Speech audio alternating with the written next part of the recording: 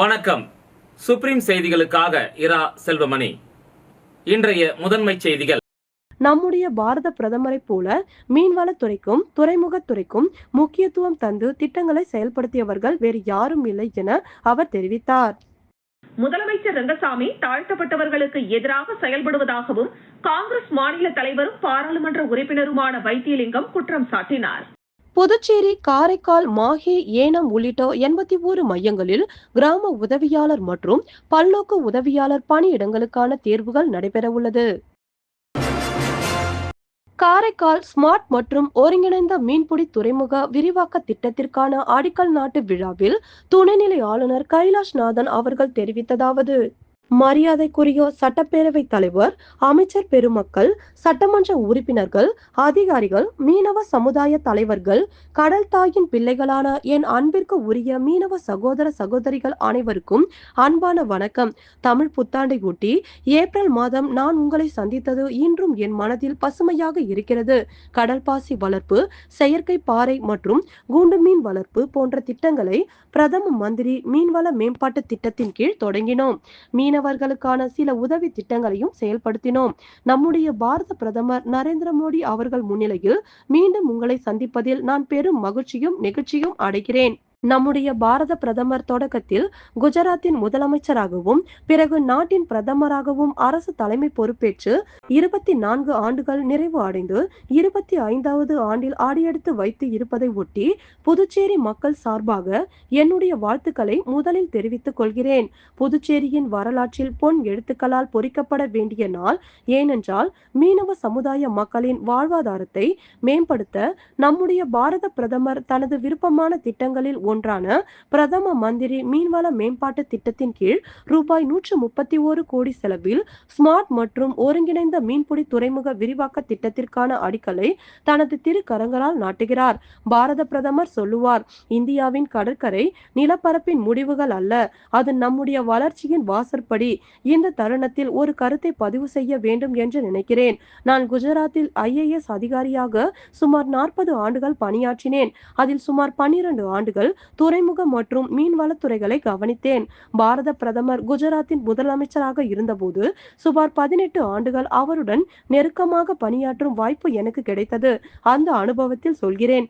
எனக்கு தெரிந்த வரையில் நம்முடைய பாரத பிரதமரை போல மீன்வளத்துறைக்கும் துறைமுகத்துறைக்கும் முக்கியத்துவம் தந்து திட்டங்களை செயல்படுத்தியவர்கள் வேறு யாரும் இல்லை என அவர் தெரிவித்தார். முதலமைச்சர் ரங்கசாமி தாழ்த்தப்பட்டவர்களுக்கு எதிராக செயல்படுவதாகவும் காங்கிரஸ் மாநில தலைவரும் பாராளுமன்ற உறுப்பினருமான வைத்தியலிங்கம் குற்றம் சாட்டினார். உச்சநீதிமன்ற நீதிபதியை அவமதித்த வழக்கறிஞர் மீது கடுமையான நடவடிக்கை எடுக்க வேண்டும். புதுச்சேரி மத்திய பல்கலைக்கழகத்தில் மாணவியிடம் பாலியல் சீண்டலில் ஈடுபட்ட பேராசிரியரை பணியிடை நீக்கம் செய்ய வேண்டும் என்பன போன்ற கோரிக்கைகளை வலியுறுத்தி புதுச்சேரி மாநில காங்கிரஸ் கட்சி சார்பில் கண்டன ஆர்ப்பாட்டம் காமராஜர் சிலை முன்பு நடைபெற்றது. புதுச்சேரி மாநில காங்கிரஸ் தலைவரும் பாராளுமன்ற உறுப்பினருமான வைத்தியலிங்கம் தலைமையில் நடைபெற்ற கண்டன ஆர்ப்பாட்டத்தில் முன்னாள் அமைச்சர் கந்தசாமி, முன்னாள் அரசு கொறடா அனந்தராமன் உள்ளிட்ட 100க்கும் மேற்பட்ட காங்கிரஸ் கட்சியினர் கலந்து கொண்டு கோரிக்கைகளை வலியுறுத்தி கண்டன கோஷங்களை எழுப்பினர். பின்னர் செய்தியாளர்களை சந்தித்த காங்கிரஸ் மாநில தலைவரும் பாராளுமன்ற உறுப்பினருமான வைத்தியலிங்கம், உச்சநீதிமன்ற நீதிபதி அவமதிக்கப்பட்டது இந்த நாட்டிற்கே அவமானம். இதே நிலை மோடிக்கு ஏற்பட்டிருந்தால் இந்த நேரம் குற்றவாளிகளை தூக்கிலிட்டு இருப்பார்கள் என்று சாடினார். தொடர்ந்து பேசிய அவர், புதுச்சேரி மத்திய பல்கலைக்கழகத்தில் தொடர்ந்து பாலியல் குற்றங்கள் அரங்கேறி வருகிறது. பாலியல் புகாருக்கு ஆளான பேராசிரியரை கண்டித்து போராட்டம் நடத்திய மாணவர்கள் மீது தடியடி நடத்தப்பட்டு வழக்கு போடப்படுகிறது. இது வன்மையாக கண்டிக்கத்தக்கது. தவறு செய்த பேராசிரியரை பணி நீக்கம் செய்ய வேண்டும் என வலியுறுத்திய காங்கிரஸ் மாநில தலைவர் வைத்தியலிங்கம், நடவடிக்கை எடுக்கவில்லை என்றால் கூட்டணி கட்சிகளை ஒன்று திரட்டி பல்கலைக்கழகத்தின் உள்ளே நுழையும் போராட்டத்தில் ஈடுபட போவதாக எச்சரிக்கை விடுத்தார். தீபாவளி தொகுப்பு 10ஆம் தேதிக்குள் வழங்கப்படும் என்று முதலமைச்சர் ரங்கசாமி கூறியிருந்தார். அது எந்த 10ஆம் தேதி என்று தெரியவில்லை என்று விமர்சித்த அவர், பள்ளி கல்லூரி அருகிலேயே ரெஸ்டோபார் திறக்க வேண்டாம் என்று காங்கிரஸ் கட்சி வலியுறுத்துகிறது. ஆனால் தற்போது வேளாண் கல்லூரி அருகே பார் திறந்திருக்கிறார்கள் என்றும் அவர் உள்துறை அமைச்சர் நமச்சிவாயத்தின் உறவினர் என்றும் குற்றம் சாட்டினார். தாழ்த்தப்பட்ட சமூகத்தை கேவலப்படுத்துவதுதான் பாஜகவின் கொள்கை என்றும், இன்று சாய் சரவணகுமாருக்கு ஏற்பட்ட நிலைமைதான் மற்ற சட்டமன்ற உறுப்பினர்களுக்கும் ஏற்படும் என்றும் முதலமைச்சர் ரங்கசாமி தாழ்த்தப்பட்டவர்களுக்கு எதிராக செயல்படுவதாகவும் காங்கிரஸ் மாநில தலைவரும் பாராளுமன்ற உறுப்பினருமான வைத்தியலிங்கம் குற்றம் சாட்டினார். டாக்டரேட் படிக்கக்கூடிய மாணவர்கள் ஆளுக்கு ஒரு பிரதிநிதி தந்து அவர்கள் அந்த சிறப்பு கூட்டத்தை நடத்தப்பட வேண்டும். அப்படி இருந்தால்தான் அந்த ஆசிரியர்கள் மீது நம்மால் நடவடிக்கை எடுக்க முடியும். ஆகவே அதற்கு உண்டான நடவடிக்கை எடுக்க வேண்டும். அதற்கு முன்பாக இந்த குற்றத்தை செய்தவர்கள் என்று நம்பப்படுபவர்கள் மீது நடவடிக்கை எடுத்து அவர்களை உடனடியாக சஸ்பெண்ட் செய்ய வேண்டும். அந்த இடத்திலே பணிமாற்றம் செய்ய வேண்டும். சார், தீபாவளி பண்டிகை நெருங்கிடுச்சு, ஒன்றும் ரேஷன்ல இலவச அரிசி வழங்கல, அந்த இலவச தொகுப்பு தரல, எப்படி பாக்குறீங்க? அதாவது நான் முதலமைச்சர் என்ன சொன்னாரு, 10ஆம் தேதி வந்துடும் சொல்லியிருந்தாரு. நானும் 10ஆம் தேதி வரைக்கும் பார்த்துருந்தேன். 10 போயிட்டு 11 வந்துருச்சு. அவர் இந்த மாசம் 10ஆம் தேதி சொன்னாரா, அடுத்த மாசம் 10ஆம் தேதி சொன்னாரா தெரியல.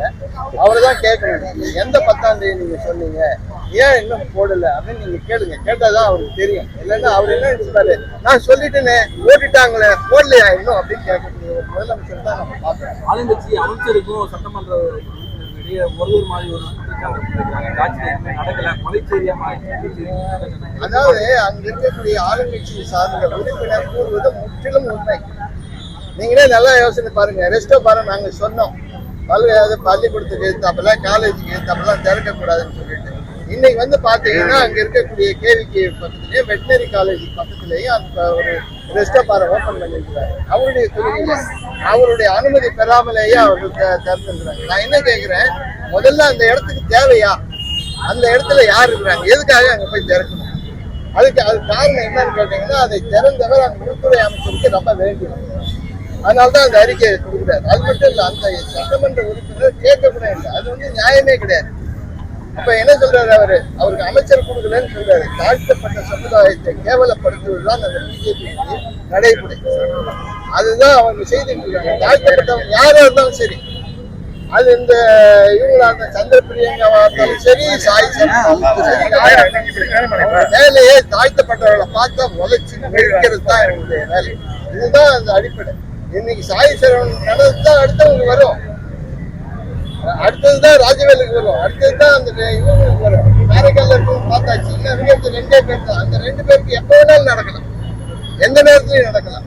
அதனால இது தாழ்த்தப்பட்டவர்களுக்கு எதிரான முழுமையான அவர்களை ஒதுக்குகின்ற அரசாங்கம். அதுவும் குறிப்பாக ரங்கசாமி அவர்கள் தாழ்த்தப்பட்டவர்களுக்கு எதிராக இருக்கின்றார்கள் என்பதுதான் உண்மை.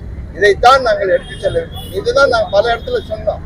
இன்னைக்கு ஆளுங்கட்சியை புதுச்சேரி, காரைக்கால், மாஹே, ஏனம் உள்ளிட்ட 81 மையங்களில் கிராம உதவியாளர் மற்றும் பல்நோக்கு உதவியாளர் பணியிடங்களுக்கான தேர்வுகள் நடைபெறவுள்ளது.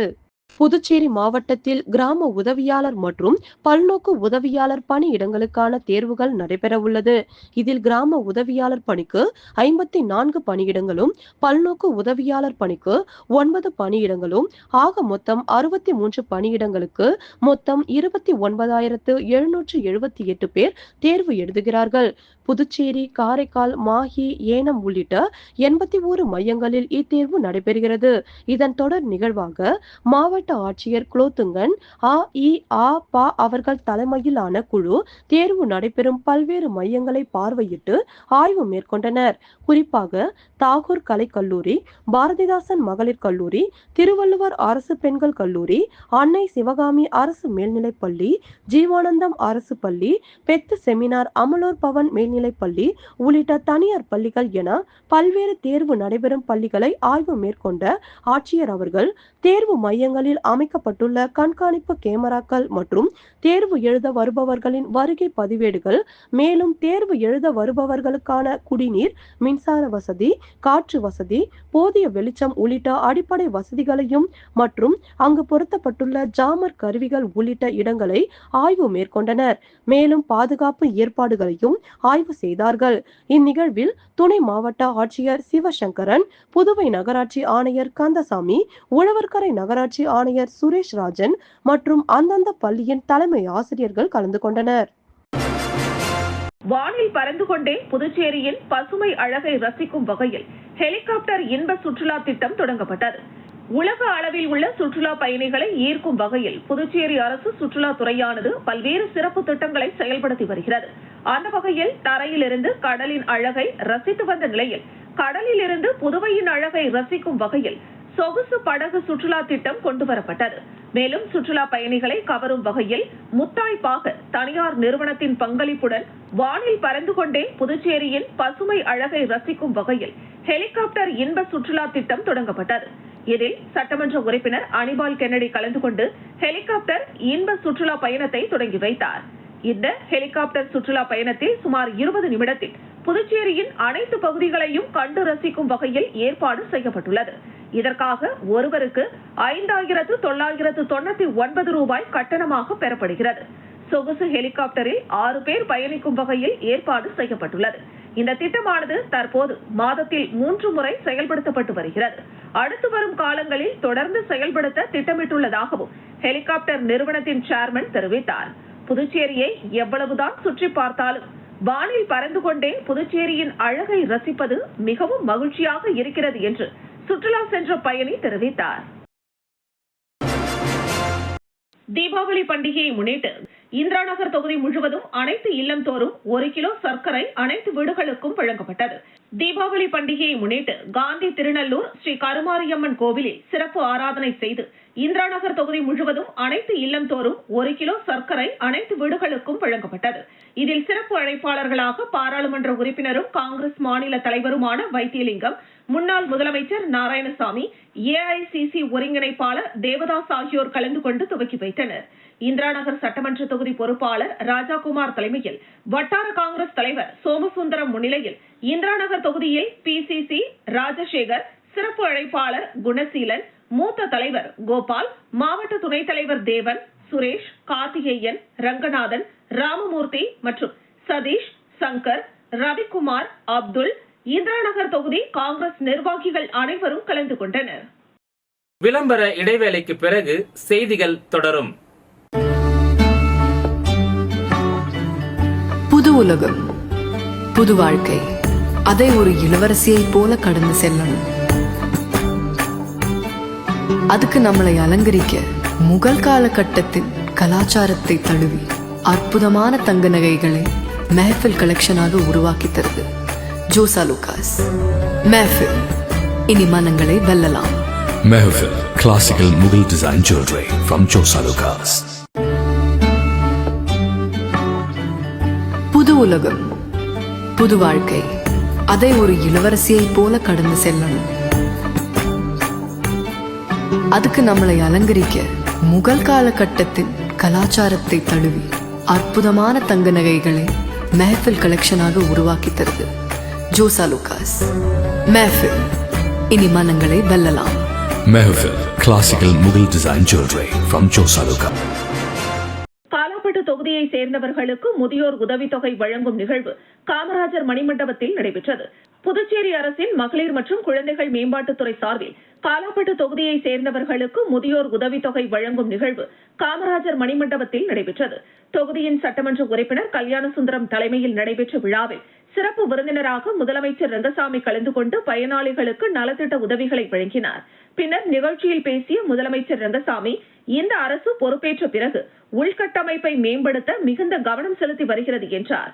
ஒவ்வொரு ஆண்டும் அதிக நிதி பெற்று ஒதுக்கி கொடுக்கப்பட்டு பணிகள் நடந்து கொண்டிருக்கிறது என்றும், எதிர்க்கட்சிகள் குறைகள் சொன்னால் அதையும் சரி செய்து உள்கட்டமைப்பு வசதிகளை நிறைவேற்றி வருவதாகவும் தெரிவித்தார்.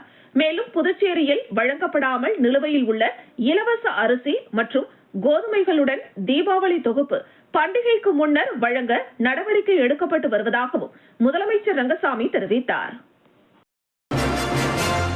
நம்முடைய பிரதமரை போல மீன்வளத்துறைக்கும் துறைமுகத்திற்கும் முக்கியத்துவம் தந்து திட்டங்களை செயல்படுத்தியவர்கள் வேறு யாரும் இல்லை என்றும் துணைநிலை ஆளுநர் கைலாஷ்நாதன் தெரிவித்தார். விழாவில் பேசிய துணைநிலை ஆளுநர் கைலாஷ்நாதன், தமிழ் புத்தாண்டையொட்டி ஏப்ரல் மாதம் நான் உங்களை சந்தித்தது இன்றும் என் மனதில் பசுமையாக இருக்கிறது.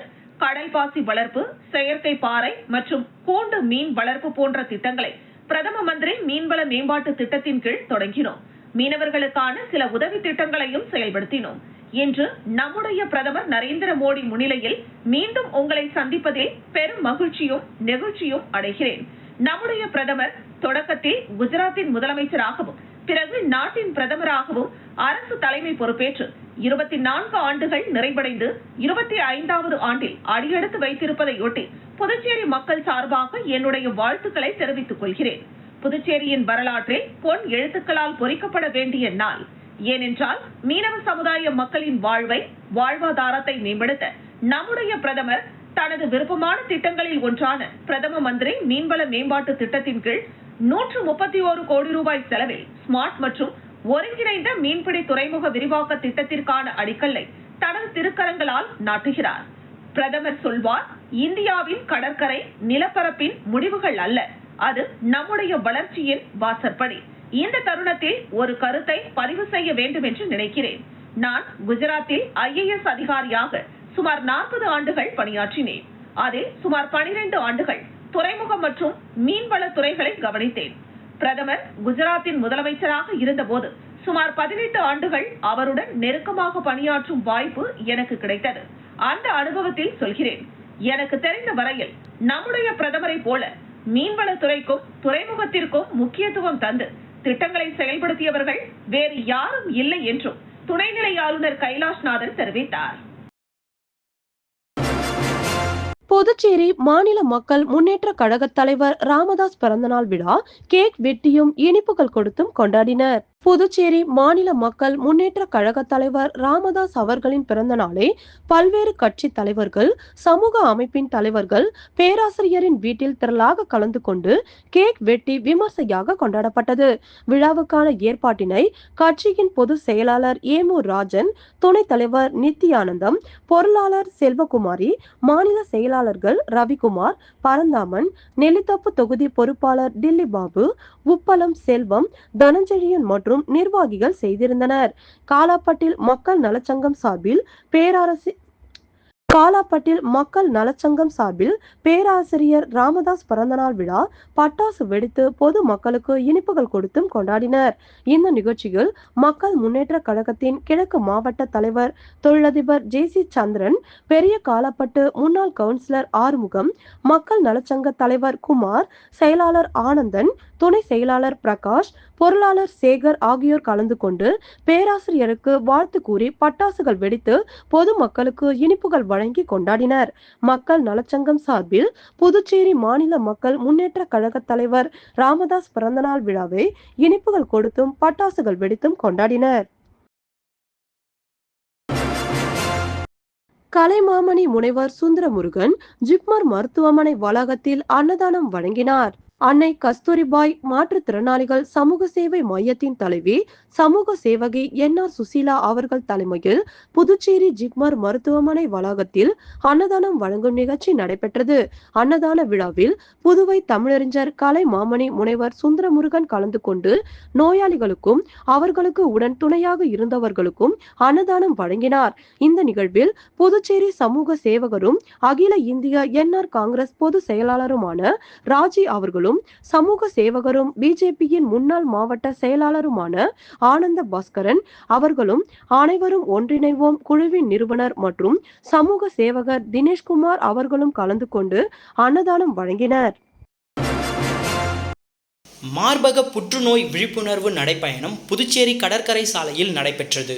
C² கேன்சர் கேர் மற்றும் ரிசர்ச் சென்டர் புதுச்சேரி சார்பில் JCI பாண்டிச்சேரி மெட்ரோ மற்றும் இந்தியா டிரான்ஸ்பிங்க் புதுச்சேரி கிளை ஆகியவற்றுடன் இணைந்து பிங்க் அக்டோபர் மாதத்தை முன்னிட்டு மார்பக புற்றுநோய் விழிப்புணர்வு நடைப்பயணம் கடற்கரை சாலையில் நடைபெற்றது.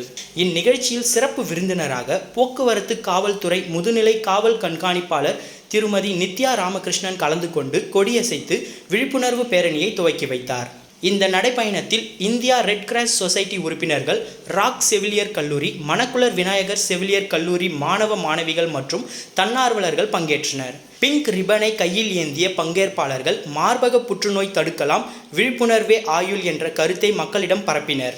நிகழ்ச்சியில் C² கேன்சர் கேர் மற்றும் ரிசர்ச் சென்டர் நிர்வாக இயக்குனர் doctor Damodara Kumaran, doctor Ilavarasi, general மேனேஜர்கள் திரு சதீஷ் மற்றும் Sabareeswarar, red cross society chairman doctor Lakshmipathi, நிர்வாக குழு உறுப்பினர் ஐயனார், யூத் ரெட் கிராஸ் ஒருங்கிணைப்பாளர் அருண் நாகலிங்கம், JCI பாண்டிச்சேரி மெட்ரோ முன்னாள் தலைவர்கள் சுந்தர வடிவேலு, வெங்கடேசன், சந்திரகுமரன், விநாயகம் மற்றும் ரெட் கிராஸ் சொசைட்டி ஆயுட்கால உறுப்பினர்கள் கந்தசாமி, கணபதி, சிவசங்கர், இருசப்பன் ஆகியோர் கலந்து கொண்டு நிகழ்ச்சியை சிறப்பித்தனர். முன்னதாக புற்றுநோய் சிறப்பு மருத்துவர் டாக்டர் தாமோதர குமாரன் பேசுகையில், மார்பக புற்றுநோயின் ஆரம்ப அறிகுறிகளை அடையாளம் காணும் முக்கியத்துவமே தானே தன்னை சுய பரிசோதனை செய்வது மற்றும் அவ்வாறு துரிதமாக கண்டறிதல் மூலம் நோயை கட்டுப்படுத்தும் வழிகள் குறித்து விளக்கினார். மேலும் விழிப்புணர்வு மற்றும் பரிசோதனை முகாம்களின் தேவையை வலியுறுத்தினார். நம்முடைய பாரத பிரதமரை போல மீன்வளத்துறைக்கும் துறைமுகத்துறைக்கும் முக்கியத்துவம் தந்து திட்டங்களை செயல்படுத்தியவர்கள் வேறு யாரும் இல்லை என அவர் தெரிவித்தார். முதலமைச்சர் ரங்கசாமி தாழ்த்தப்பட்டவர்களுக்கு எதிராக செயல்படுவதாகவும் காங்கிரஸ் மாநில தலைவரும் பாராளுமன்ற உறுப்பினருமான வைத்தியலிங்கம் குற்றம் சாட்டினார். புதுச்சேரி, காரைக்கால், மாஹே, ஏனம் உள்ளிட்ட 81 மையங்களில் கிராம உதவியாளர் மற்றும் பல்நோக்கு உதவியாளர் பணியிடங்களுக்கான தேர்வுகள் நடைபெறவுள்ளது. இந்த செய்தி அறிக்கை இத்துடன் நிறைவு பெறுகிறது. வணக்கம்.